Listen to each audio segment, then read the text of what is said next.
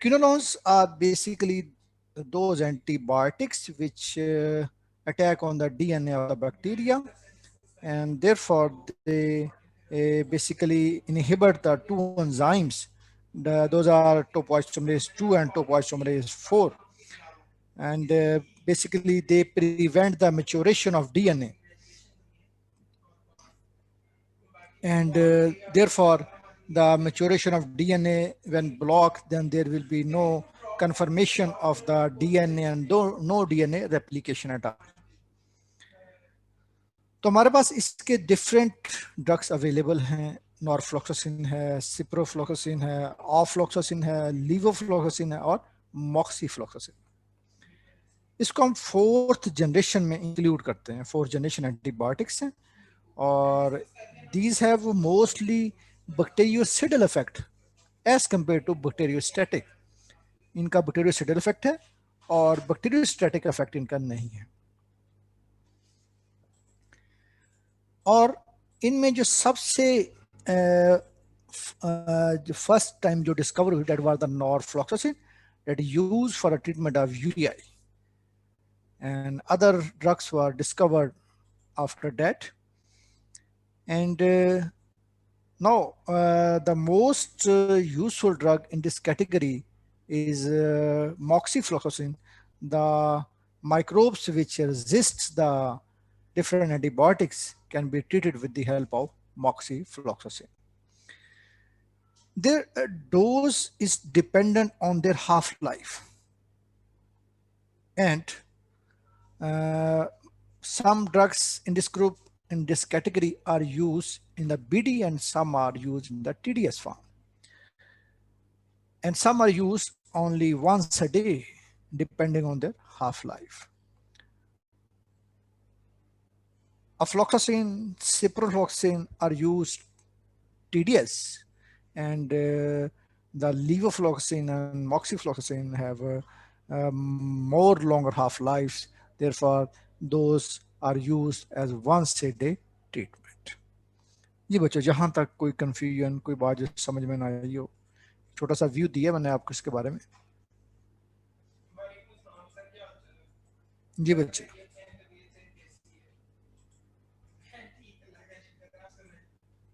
जी, मेरी आवाज आ रही है आप तक?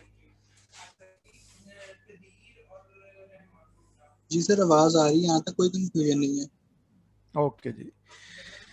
हम बात करते हैं कि हमारे पास कुछ स्लाइड्स की बात करते हैं. वो तो मैंने आपको एक ओवरव्यू दिया था कि हमारे पास बेसिक कंसेप्ट क्या है क्विनोलोन्स का. क्विनोलोन्स की हम बात कर रहे हैं, इसमें नॉरफ्लॉक्सासिन जो है इसकी हम बात कर रहे हैं. It has a greater potency and broader spectrum. Broader spectrum mean it can be utilized against the gram positive and gram negative microbes. और हमारे पास इन विट्रो एफिकेसी है अगेंस्ट रेजिस्टेंट ऑर्गेनिज्म, और मोर एक्टिव हैं ये against gram positive organisms and also gram positive organisms. और अगर इनको हम ओवर यूज करते हैं क्विनोलोन्स का, तो there will be resistance which will be developed due to their over use, और जिसका रिजल्ट क्या होगा, हम इसको क्लिनिकली बेनिफिशियल एस्पेक्ट्स के लिए यूटिलाइज नहीं कर सकेंगे. अब हम बात करते हैं mechanism of action of fluoroquinolones और क्विनोलोन्स. फ्लोरोक्विनोलोन्स जो है नॉर्मली एंटर होते हैं बैक्टीरिया में. कैसे एंटर होते हैं? By passive diffusion. कहाँ से? Through water filled protein channels और porins in the outer membrane of the bacteria. अब उसका रिजल्ट क्या होता है? जब वो पैसिव डिफ्यूजन थ्रू एंटर हो जाते हैं इनटू द बैक्टीरिया, तो वो क्या करते हैं? वो इनहिबिट करते हैं किस चीज को? रेप्लिकेशन ऑफ बैक्टीरियल डीएनए को. कैसे?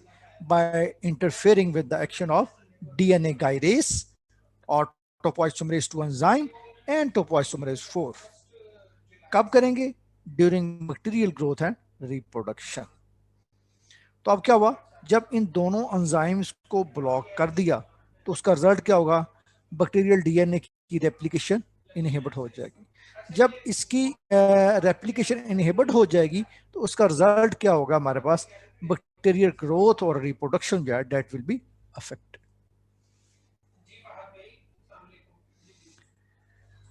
हमारे पास जो मैकेनिज्म इसका चल रहा है उसमें हम देखते हैं क्विनोलोन जो है बाइंड करते हैं एंजाइम के साथ टोपोइसोमरेज 2 एंड टोपोइसोमरेज 4, और इसका रिजल्ट क्या बनता है, हमारे पास टर्नरी कॉम्प्लेक्स की फॉर्मेशन बनती है। अब वो जो टर्नरी कॉम्प्लेक्स है वो क्या करता है, इनहिबिट करता है रीसीलिंग स्टेप को और काज कर सकता है सेल की डेथ को। कैसे? By inducing cleavage of DNA. ठीक है, डीएनए की क्लीवेज काज करता है। डीएनए का जो रीसीलिंग स्टेप है उसको ब्लॉक करता है, जिसकी वजह से हमारे पास डीएनए की मेच्योरेशन नहीं हो सकती। हमारे पास डीएनए काइनेज एंजाइम जो है वो बैक्टीरिया स्पेसिफिक टारगेट है एंटी माइक्रोबियल थेरेपी में। जब भी हम एंटी माइक्रोबियल थेरेपी करते हैं तो हम क्या करते हैं, डीएनए गायरेस एंजाइम को अटैक करते हैं, ऐसी ड्रग बनाते हैं जो कि जाके डीएनए गायरेस एंजाइम को अटैक करे। सेकंड साइड जो है जो कि फ्लोरोक्विनोलोन्स अटैक करते हैं वो टोपोइसोमरेज 4 है। वो हमारे पास रिक्वायर्ड है बैक्टीरिया के लिए, सेल डिवीजन ऑफ बैक्टीरिया के लिए उसको रिक्वायरमेंट होती है, तो हम उसको भी ब्लॉक कर देते हैं। तो अब क्या हो गया, एक तो डीएनए की रेप्लिकेशन रुक गई, secondly process of cell division जो है वो भी स्टॉप हो जाएगा। जी बच्चे, यहाँ तक कोई कंफ्यूजन किसी के माइंड में, कोई क्वेश्चन हो, तो कोई कंफ्यूजन? ये टर्नरी कॉम्प्लेक्स क्या होता है? टर्नरी कम्प्लेक्स का मतलब क्या होगा कि जिसमें हमारे पास एक तो डीएनए है, एक टोपोआइसोमरेज एंजाइम है और एक ड्रग है। इन तीनों को हम कह रहे हैं टर्नरी कम्प्लेक्स। Okay sir. जी, नेक्स्ट हम बात करते हैं कि हम with the help of diagram हम कैसे डीएनए के जो स्ट्रक्चर है उसमें देख सकते हैं कि नॉर्मली हमारे पास डीएनए गायरेस या टोपोइसोमरेज 2 और टोपोइसोमरेज 4 दोनों एंजाइम क्या करते हैं। ये आप देख रहे हैं, ये हमारे पास डीएनए की स्ट्रक्चर मौजूद है। अगर हम कंसिडर करें एक रबर बैंड को जो नॉर्मली हम यूटिलाइज करते हैं, उस रबर बैंड को हम देखते हैं कि अगर उसको ट्विस्ट कर दें और ट्विस्ट करके इस फॉर्म में ले आए तो हम देखेंगे उसका लेफ्ट हाफ होगा सर्कल का, वो फोल्ड करेगा ओवर द राइट हाफ। अब उसके बाद क्या होगा, उसके बाद ये दो पॉइंट्स के ऊपर क्या होगा, या क्लीवेज क्रॉस होगी। ठीक है, जो एंजाइम मौजूद है टोपोइसोमरेज 2 वो क्या करेगा, यहाँ क्लीवेज क्रॉस करेगा। ठीक है, ये जो हमारे पास मौजूद है इन दोनों पे क्लीवेज क्रॉस करेगा।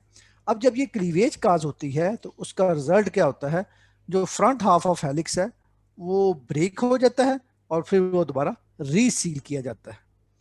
तो हम क्या करेंगे, हम जब ड्रग देंगे फ्लोरोक्विनोलोन्स तो वो क्या करेगी, उसका जो प्रोसेस है रीसीलिंग का, दोबारा फिर जुड़ने का जो प्रोसेस है उसको ब्लॉक कर देगी। कैसे ब्लॉक करेगी? by inhibiting the topoisomerase 2 enzyme activity। जब हम topoisomerase 2 enzyme या DNA काइनेज एंजाइम की एक्टिविटी को ब्लॉक कर देंगे with the help of administration of quinolones और फ्लोरोक्विनोलोन्स, उसका रिजल्ट क्या बनेगा कि रीसीलिंग स्टेप जो है दैट विल बिकम ब्लॉक्ड। जी, यहां तक क्लियर है? Yes sir.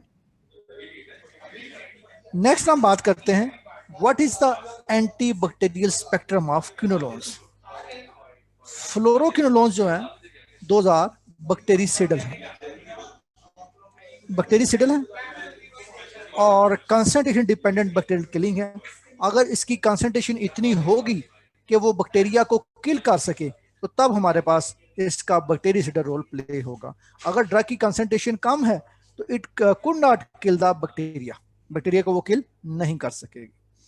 तो हमारे पास जो नॉर्मली बैक्टीरिया जिनके अगेंस्ट काम करते हैं that is Enterobacteriaceae, Pseudomonas species, Haemophilus influenzae, Moraxella catarrhalis, Legionella, Chlamydia और माइकोबैक्टीरिया।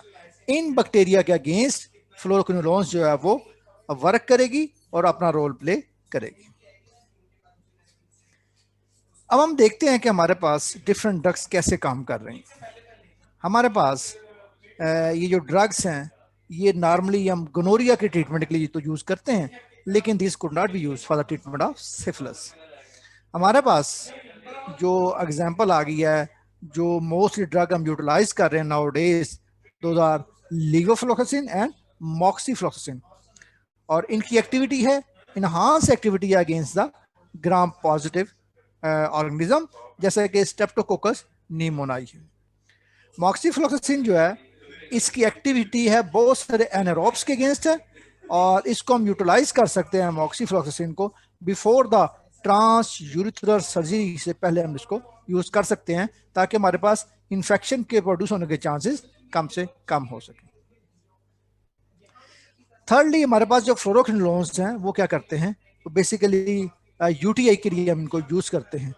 और नॉन फ्लोरिनेटेड क्विनोलोन जो कि नेलिडेक्सिक एसिड है उसको हम कंसिडर करते हैं कि वो फर्स्ट जनरेशन है, that's mean it was discovered first of all in all these drugs, और इसका नैरो स्पेक्ट्रम है अगेंस्ट द ससेप्टिबल ऑर्गेनिजम्स, और मोस्टली इसको हम यूटीआई के ट्रीटमेंट के लिए यूटिलाइज करते हैं।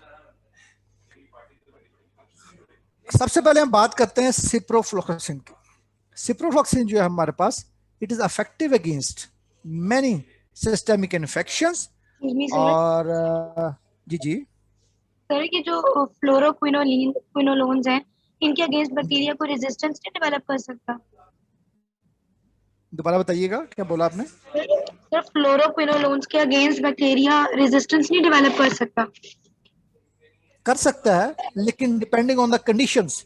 अगर हम ओवर यूज करते हैं विद इन द लिमिट, जो अगर हम इसको यूटिलाइज नहीं करते तो तब हमारे पास रेजिस्टेंस डेवलप हो सकती है। जितना ड्यूरेशन है अबाउट मिनिमम 3 days का और मैक्सिमम 7 days का, तो अगर तो ये हम क्राइटेरिया फुलफिल कर लेते हैं फिर तो रेजिस्टेंस डेवलप नहीं होगी। लेकिन अगर ये क्राइटेरिया फुलफिल नहीं कर पाते, 3 days से कम यूज करते हैं या 7 days से अबव यूज करते हैं, तब हमारे पास रेजिस्टेंस डेवलप हो सकती है। सर ये तो मोस्टली सारी एंटीबायोटिक्स का इन जनरल यही रूल है ना? जी, जनरली यही रूल है कि अगर हम विद इन टाइम फ्रेम में उनको यूटिलाइज करेंगे there will be no development of resistance, लेकिन अगर टाइम फ्रेम से कम यूज करेंगे या ज्यादा यूज करेंगे, डोज कम करेंगे या ज्यादा करेंगे, तब भी रेजिस्टेंस डेवलप हो सकती है। Okay sir. जी, हम बात करते हैं एंटेरोकोकाई या नीमोकोकाई की बात करते हैं। उसके ट्रीटमेंट के लिए यूटिलाइज कर सकते हैं। सिप्रोफ्लोक्सासिन को ट्रैवलस डायरिया के लिए यूटिलाइज कर सकते हैं which is caused by the E coli, और prophylaxis and treatment of anthrax के लिए यूटिलाइज कर सकते हैं। स्यूडोमोनास एरोजिनोसा इन्फेक्शन के लिए यूटिलाइज कर सकते हैं, और ट्रीटमेंट ऑफ स्यूडोमोनास इन्फेक्शंस जो कि associated with cystic fibrosis. What is cystic fibrosis? Anybody who can tell? जी बच्चे, what is cystic fibrosis? Sir fibrous cyst बन जाते हैं जिससे जो हमारा मतलब म्यूकस वगैरह और जितनी भी लुब्रिकेंट्स हैं वो थिक और विस्कस हो जाती है, उससे फिर ब्रीदिंग प्रॉब्लम्स और डिफरेंट सिस्टम्स प्रॉब्लम अराइज होती है। बस और को बता सकें? जी बच्चे, what is cystic fibrosis?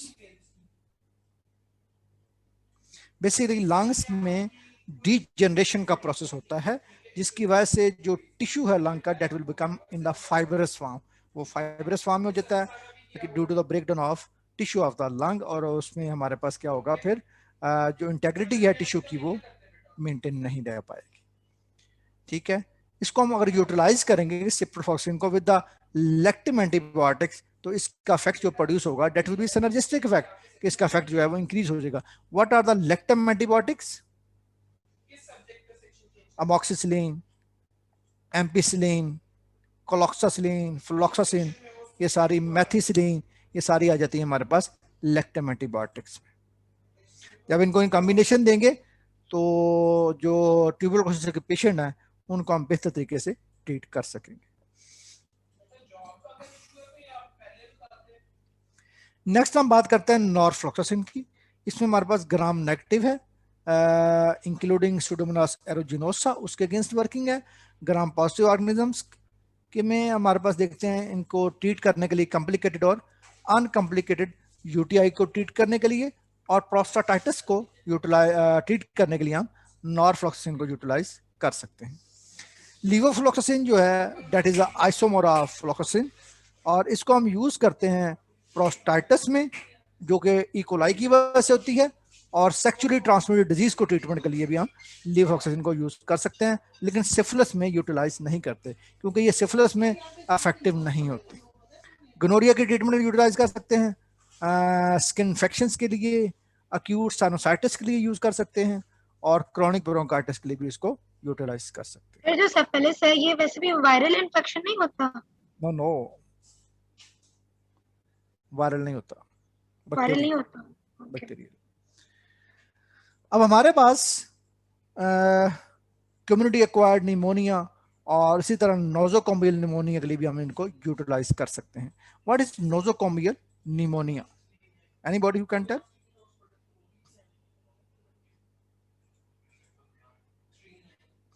Nosocomial pneumonia is a pneumonia which is acquired in the hospital. Mostly the hospital-ridden, bedridden patients will acquire the nosocomial pneumonia. ठीक है, ऐसी इन्फेक्शन है जो कि पेशेंट जो है वो गेन करता है by admitting into the hospital. Levofloxacin की एक्सेलेंट एक्टिविटी है रेस्पिरेटरी इन्फेक्शंस में due to Streptococcus pneumoniae. Next हम बात करते हैं मॉक्सीफ्लोक्सासिन की। मॉक्सीफ्लोक्सासिन जो है इसकी activity Aldous against gram negative भी है, लेकिन ग्राम पॉजिटिव इसकी एक्टिविटी जो है दैट इज मोर एनहांस्ड, और इसमें हमारे पास जो बैक्टीरिया जैसे स्ट्रेप्टोकोकस निमोनियाई, लेकिन इसकी एक्टिविटी अदर एनारोब्स के अगेंस्ट भी है।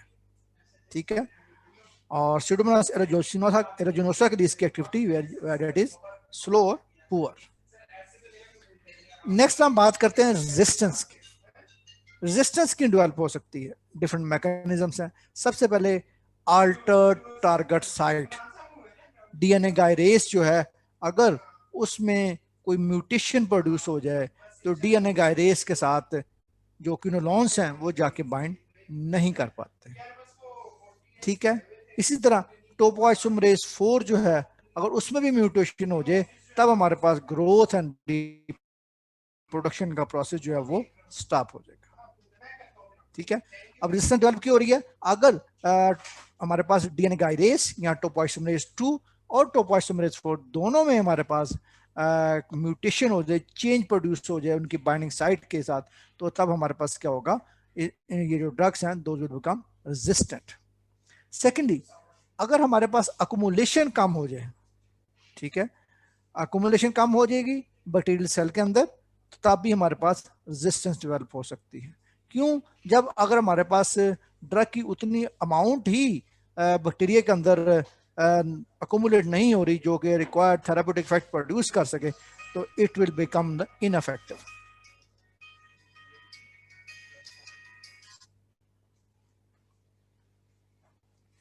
उसके बाद हम बात करते हैं, अगर हमारे पास डिक्रीज नंबर ऑफ पोरन प्रोटीन हो जाए आउटर मेम्ब्रेन के साथ, तब भी रेजिस्टेंस प्रोड्यूस हो जाएगी। इट्स मीन जो हमारे पास पोरन प्रोटीन है those will shift the antibiotic into the bacterial cell, लेकिन अगर उनका नंबर कम हो जाए तो डेफिनेटली लेस नंबर ऑफ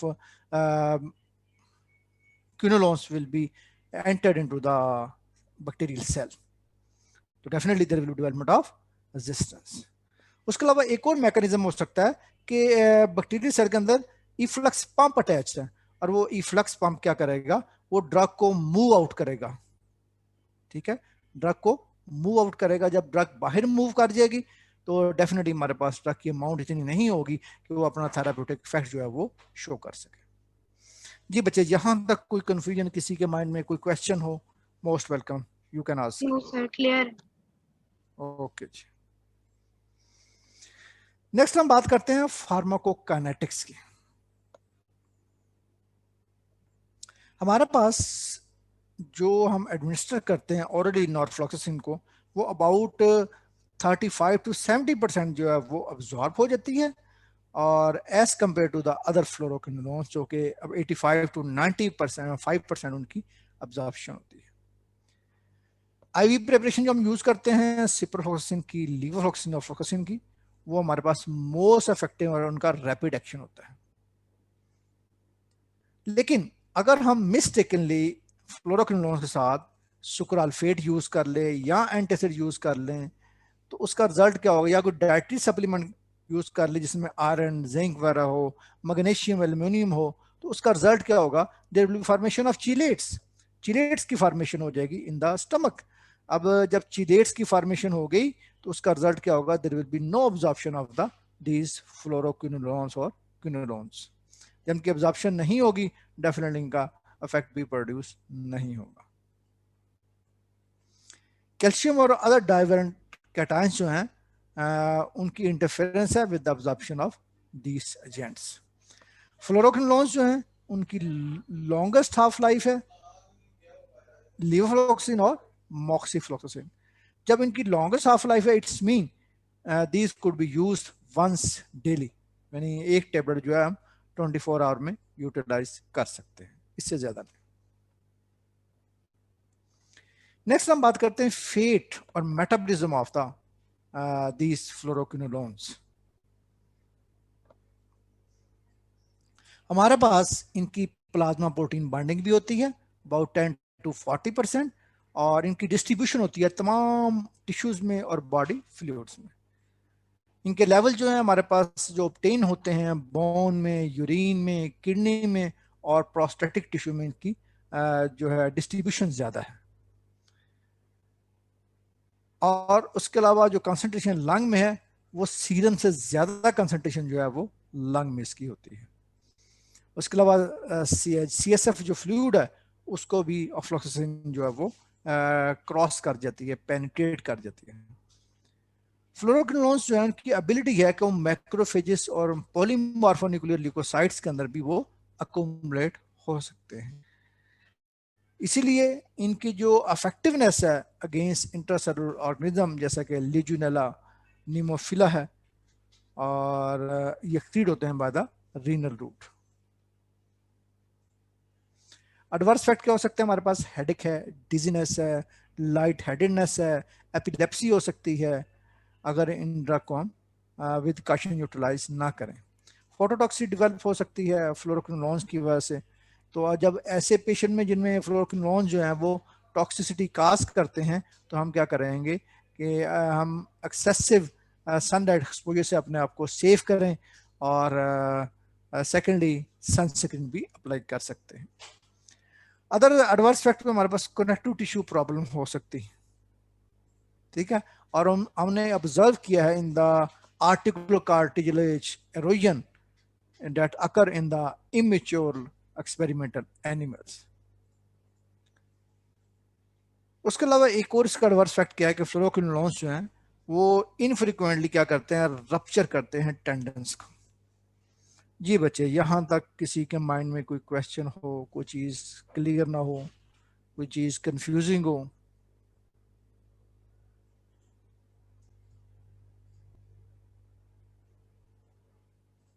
जी बच्चों, नो सर। क्वेश्चन नहीं है। नेक्स्ट लेक्चर स्टार्ट करें फिर।